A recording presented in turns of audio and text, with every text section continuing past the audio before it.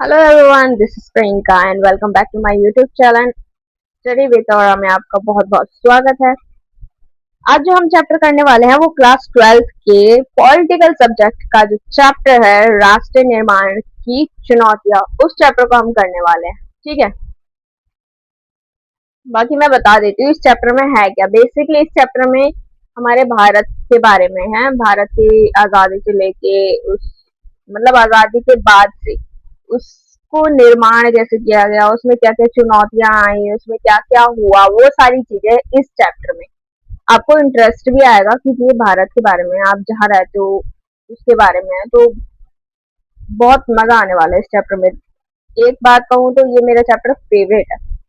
ठीक है, तो मेरे फेवरेट चैप्टर को स्टार्ट करते हैं। ठीक है, तो चलो स्टार्ट करते हैं। स्वतंत्र स्वतंत्र प्राप्ति मतलब 1947 के बाद भारत के सामने एक मजबूत एकीकृत राष्ट्र के निर्माण की चुनौती आई थी। देश को विभाजन, रियासतों के एकीकरण और भाषाई विविधता और क्षेत्रीय असंतोष जैसी समस्याओं का सामना करना पड़ा। ठीक है, मतलब भारत में जो विभाजन हुआ उसके बाद रियासत की एकीकरण, भाषा विविधता, क्षेत्रीय असंतोष, बहुत सी समस्याएं आई। उसको कैसे मतलब भारत के नेताओं ने संभाला, उसको कैसे फेस किया, वो सारी चीजें। ठीक है, राष्ट्रीय निर्माण का अर्थ क्या है? राष्ट्रीय निर्माण निर्माण वह प्रक्रिया है जिसके द्वारा विभिन्न भाषा, धर्म, संस्कृति और क्षेत्र के लोगों को एकता के सूत्र में बांध कर एक मजबूत राष्ट्र का निर्माण किया जाता है। ठीक है, मेरी वॉइस आ रही है ना अच्छे से आपको? राष्ट्रीय निर्माण की प्रमुख चुनौतियां क्या क्या रही है? पहला, विभाजन की चुनौतियां। विभाजन की चुनौतियों में क्या क्या चीज हुई है मैं आपको विस्तार से बता देती हूँ। 1947 में भारत विभाजन हुआ, आप लोगों को जैसे पता है कि मतलब भारत और पाकिस्तान बट गया था। ठीक है, भारत और पाकिस्तान दो स्वतंत्र देशों के रूप में अस्तित्व में आए। ठीक है, विभाजन के बाद बड़े पैमाने में हिंसा, दंगे, जन स्थानांतरण मतलब लोगों का इधर से उधर जाना, रहना, लाइक कैसे रहेंगे। आपने वो गदर मूवी देखी हो, लाइक उसमें मुझे अच्छे से नहीं पता है कि उसमें क्या सच्चाई है क्या नहीं है, बट आप एक अंदाजा लगा सकते हो कि उस समय कैसी सिचुएशन थी। मैंने उस मूवी में मतलब वो जो थोड़ा सा जो पार्ट है ना कि मतलब लोग इधर से उधर जा रहे थे, और गोल्ड मूवी में गोल्ड वाली जो मूवी है उसमें भी है ये चीज। आप देखोगे ना तो उसमें आपको ऐसे रियलाइज होगा कि यार इतना मतलब अपने घर में बंदे रह के भी सुरक्षित नहीं थे, लोगों को ऐसे मार रहे थे, लाइक बहुत ही हिंसाजनक था वो। तो मतलब बहुत ही ज्यादा दंगे हुए थे, जन स्थानांतरण हुए थे। ठीक है, लाखों लोगों ने अपना घर छोड़ा, बहुत से घर वालों के मतलब घर वाले ही नहीं मिले, मारे गए, और बहुत सी लड़कियों के साथ बहुत गलत हुआ, लाइक बहुत सी चीजें हुई उसके टाइम, उस टाइम मतलब। ठीक है, प्रभाव क्या पड़ा? सांप्रदायिक तनाव बढ़ गया, आर्थिक और सामाजिक समस्याएं उत्पन्न होगी। आर्थिक रूप से भी अब दंगे जहाँ होंगे, जहाँ लड़ाई होगी वहां पे चीजें खराब होगी, आग लगेगी बस में, लाइक आर्थिक चीजों को बहुत ही नुकसान पहुंचेगा। ठीक है, तो वो चीज हुई।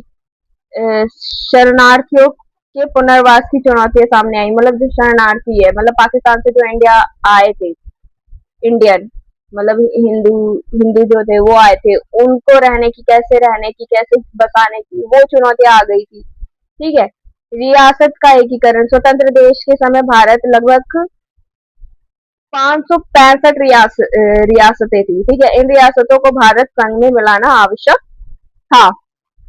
सरदार वल्लभ भाई पटेल की जो भूमिका है, जो सरदार वल्लभ भाई पटेल है उनकी क्या भूमिका रही यहाँ पे? सरदार वल्लभ भाई पटेल को भारत का लौह पुरुष कहा जाता है। क्यों? क्योंकि उन्होंने अधिकांश रियासतों को शांतिपूर्ण विलय करवाया था, और वीपी मेनन ने भी महत्वपूर्ण भूमिका निभाई थी। ठीक है, तो मुख्य रियासतों का विलय, अब ये क्या, तो जूनागढ़, हैदराबाद और जम्मू कश्मीर। ठीक है, इन सब में विलय हुआ था।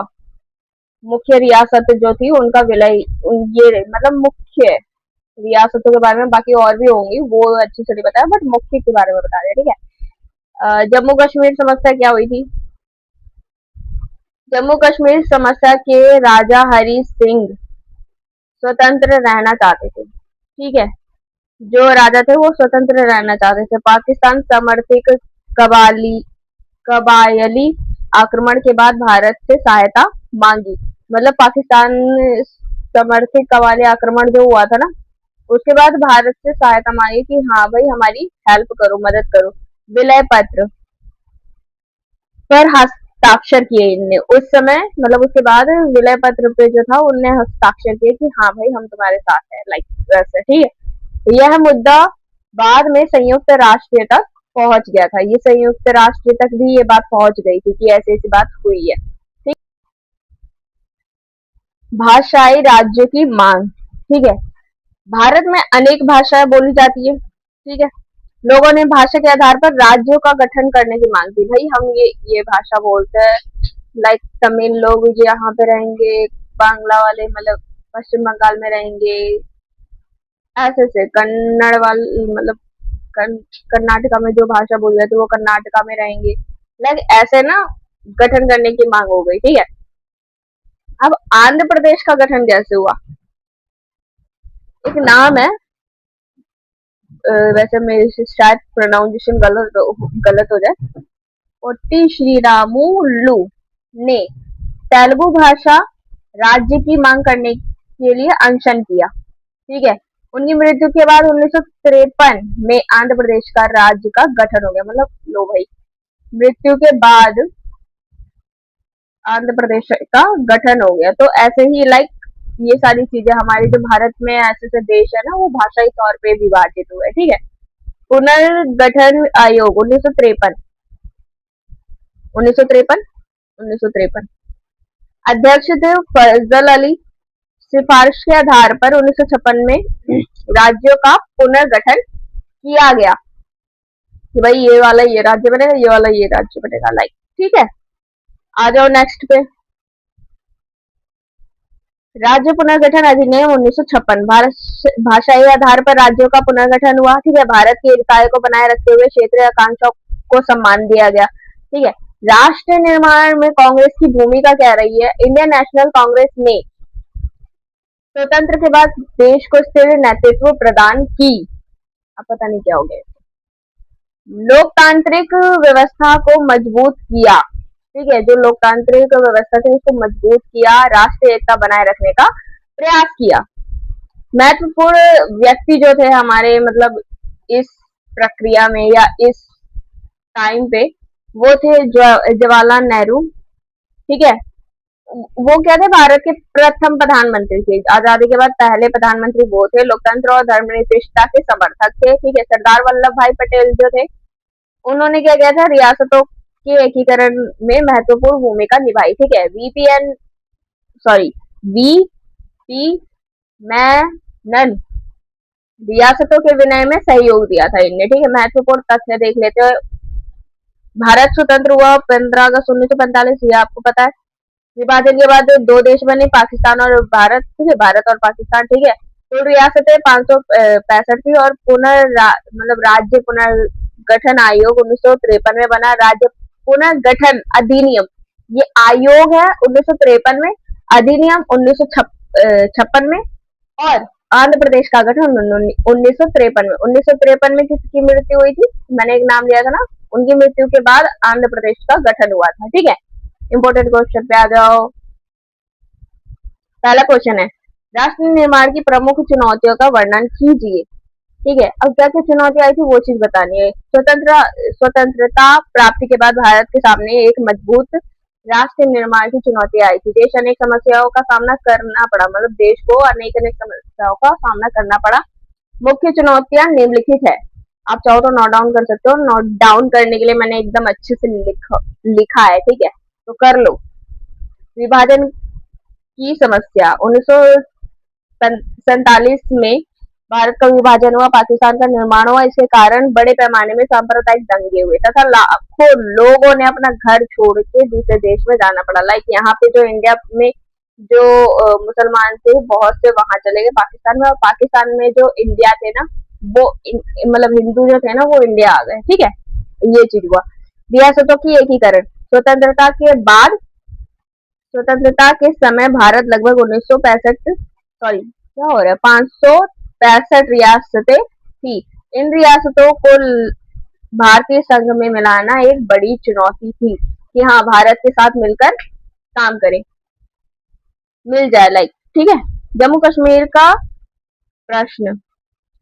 जम्मू कश्मीर के भारत में विलय को लेकर भारत और पाकिस्तान के बीच विवाद उत्पन्न हुआ, जो आज भी महत्वपूर्ण मुद्दा बना हुआ है। आप लोगों को ये पता ही है, तो इसमें दो चार लाइन आप तो आराम से जोड़ सकते हो। ठीक है।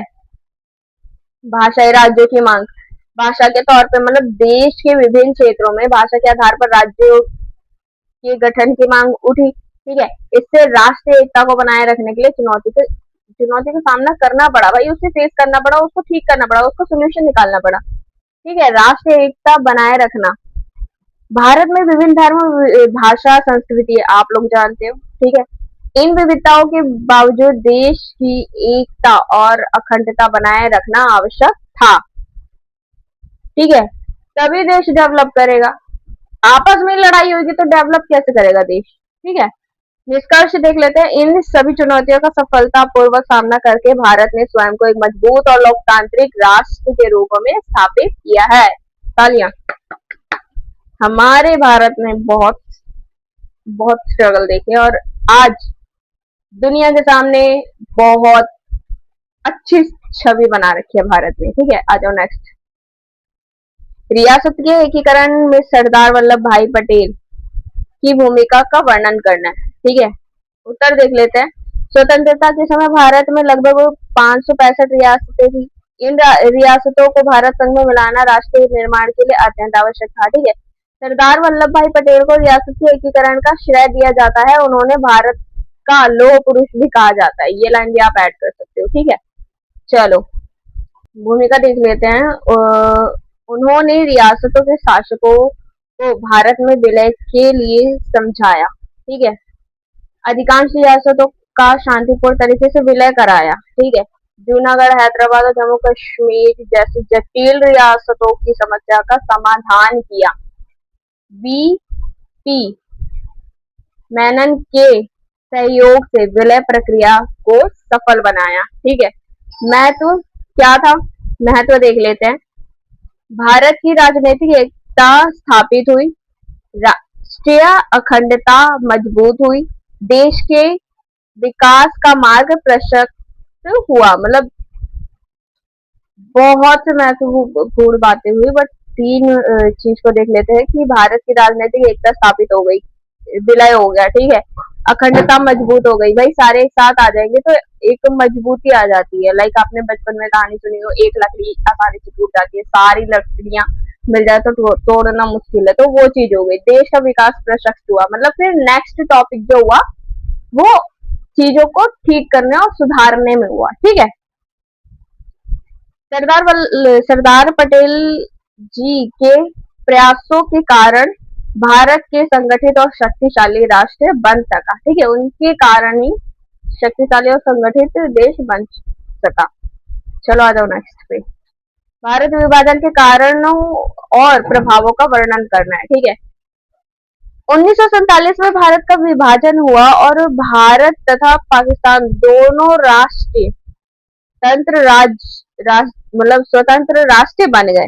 ठीक है। अब विभाजन के क्या कारण थे? मुस्लिम लीग द्वारा अलग राष्ट्र की मांग। ठीक है। ब्रिटिश शासन की कूटनीति, फूट डालो राज करो नीति जो थी, उनको लगा फूट डालो राज करो नीति मतलब उनको काम आएगी, बट क्या किया, वो तो चले गए यहाँ से, बट हमारे अंदर फूट डाल दी और भारत पाकिस्तान का बंटवारा हो गया। सांप्रदायिक तनाव में वृद्धि हो गई। राजनीतिक मतभेदों का बढ़ावा, मतलब बढ़ गया ये मतभेद जो थे, लाइक धर्म के नाम पर चाहे जाति के नाम पर जो भी है। विभाजन के प्रभाव क्या पड़े? सांप्रदायिक हिंसा हुई। विभाजन के समय बड़े पैमाने में दंगे और हिंसा हुई, जन स्थानांतरण हुए, लगभग 1 करोड़ से अधिक लोगों ने सीमाएं पार करी। ठीक है, इधर से उधर जाने का वाला। आर्थिक समस्याएं क्या हुई, संपत्ति और संसाधनों का बंटवारा हो गया। शरणार्थी समस्या हुई कि लाखों विस्थापित लोगों के पुनर्वास की चुनौतियां सामने आ गई। निष्कर्ष देख लेते हैं। विभाजन भारत के इतिहास की सबसे दुखद घटना में से एक था, लेकिन इसके बाद भारत ने लोकतांत्रिक राष्ट्र के रूप में तेजी से प्रगति की। चीजें सामने आई भारत के, बट उससे रोकर बैठ मतलब रो के नहीं बैठे, उस दुख का समाधान निकाला और आगे बढ़े। नेक्स्ट क्वेश्चन, भाषाई राज्य के गठन की आवश्यकता एवं महत्व स्पष्ट करना है। आंसर देख लेते हैं। स्वतंत्रता के बाद भारत में विभिन्न भाषा बोलने वाले लोगों ने अपनी भाषा के आधार पर राज्यों के गठन की मांग की। ठीक है। आवश्यकता आवश्यकता क्या बड़ी कि प्रशासन को सरल बनाना था, लोगों की संस्कृति पहचान की रक्षा करना था, मतलब जो लोगों की संस्कृति थी उसकी पहचान की रक्षा करना था, क्षेत्रीय असंतोष को दूर करना था। भाई तू भी खुश हो, तू भी खुश हो, मतलब संतोष से रहे, असंतोष ना फैले। लोकतंत्र को मजबूत बनाना था, तो उस हिसाब से चीजों को ठीक करनी थी। आंध्र प्रदेश का गठन कैसे हुआ, मैंने बताया था ना। 40 श्री रामुलु ने तेलुगु भाषी राष्ट्र की मांग के लिए अनशन किया था। उनकी मृत्यु के बाद 1953 में आंध्र प्रदेश का गठन हुआ। ठीक है। महत्वपूर्ण बातें क्या थी कि महत्व क्या था इसका, अगर महत्व पूछा जाए तो आप ये लिख सकते हो कि क्षेत्रीय आकांक्षाओं को सम्मान मिला, राष्ट्रीय एकता मजबूत हुई, प्रशासनिक कार्य क्षमता बढ़ गई और लोकतंत्र को मजबूती मिली। ठीक है। निष्कर्ष पे आ जाते हैं। भाषाई राज्यों का गठन भारत की एकता को कमजोर करने की बजाय और अधिक मजबूत बनाने में सहायक सिद्ध हुई। ठीक है। लाइक कमजोर नहीं बनी उस चीज से, जैसे चीजें बंटने पे कम हो जाती है, कमजोर हो जाती है, वो चीज नहीं हुई और ज्यादा मजबूत हो गई। हमारा मतलब एकता बढ़ गई। ठीक है। नेक्स्ट क्वेश्चन पे आ जाते हैं। राज्य पुनर्गठन आयोग की सिफारिशों का वर्णन करना है। ठीक है। क्वेश्चन समझ आया। अब उसका आंसर देख लेते हैं।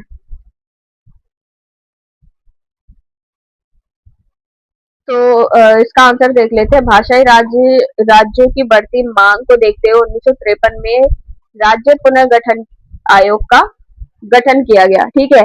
आयोग के अध्यक्ष कौन थे, फैजल अली। मुख्य सिफारिशें क्या थी वो देख लेते हैं। राज्यों का पुनर्गठन मुख्य रूप से भाषाई आधार पर किया जाए। ठीक है। प्रशासनिक सुविधा का भी ध्यान रखा जाए, राष्ट्रीय एकता को सर्वोच्च प्राथमिकता दी जाए, राज्यों की सीमाओं का पुनर्निर्धारित किया जाए, मतलब जो सीमा है उस पर भी विचार किया जाए, पूरा निर्धारित पुनः किया जाए। ठीक है। तो ये सारी चीज थी। अब परिणाम क्या निकले, 1956 में राज्य जो पुनर्गठन अधिनियम है वो लागू किया गया और भारत के राज्यों की सीमाओं को भी पुनर्गठित करना पड़ा। ठीक है। निष्कर्ष देख लेते हैं। राज्य पुनर्गठन आयोग ने भारत की संघीय व्यवस्था को मजबूत बनाने में महत्वपूर्ण योगदान दिया। ओके। नेक्स्ट क्वेश्चन देख लेते हैं। जम्मू कश्मीर के भारत में विलय की प्रक्रिया का वर्णन करना है। स्वतंत्रता के बाद जम्मू कश्मीर एक रियासत थी जिसके शासक महाराजा हरि सिंह थे। ठीक है। विलय की प्रक्रिया कैसी थी, महाराजा हरि सिंह स्वतंत्र रहना चाहते थे, परंतु क्या हुआ, अक्टूबर में 1947 में पाकिस्तान समर्थित का बायली आक्रमण हुआ। महाराज ने भारत से सहायता मांगी। ठीक है। भारत ने सहायता देने से पहले विलय पत्र पर हस्ताक्षर करने की शर्त रख दी। ठीक है। विलय करना पड़ेगा, उस पर साइन करने पड़ेंगे। महाभारत ओहो महाराज ने विलय पत्र पर हस्ताक्षर किया और जम्मू कश्मीर भारत का हिस्सा बन गया। ठीक है। परिणाम क्या निकले, भारत और पाकिस्तान के बीच युद्ध हुआ, मामला संयुक्त राष्ट्र में गया। जो संयुक्त राष्ट्र था ना, यूएसएसआर पढ़ा था ना हमने, वहां तक गया, संयुक्त राष्ट्र तक गया, मतलब लाइक फैल गई लोगों में बात, और यह मुद्दा लंबे समय तक विवाद का विषय बना रहा। परिणाम ये थे। ठीक है। निष्कर्ष देख लेते हैं। जम्मू कश्मीर का भारत में विलय राष्ट्र निर्माण की प्रक्रिया एक महत्वपूर्ण घटना थी जिसने भारत के एक राष्ट्रीय एकता को मजबूत किया। चैप्टर यहीं पे होता है खत्म। हाँ, मैं ये पूछ रही थी कि अभ्यास के क्वेश्चन चाहिए हो तो आप मुझे कमेंट कर देना। बाकी अगर किसी और चैप्टर के या किसी और सब्जेक्ट के चाहिए हो वीडियो तो आप मुझे बता सकते कमेंट में। आपको वीडियो मिल जाएगी। तब तक के लिए be happy, stay safe, stay healthy. मिलते हैं नेक्स्ट वीडियो में। तब तक के लिए बाय।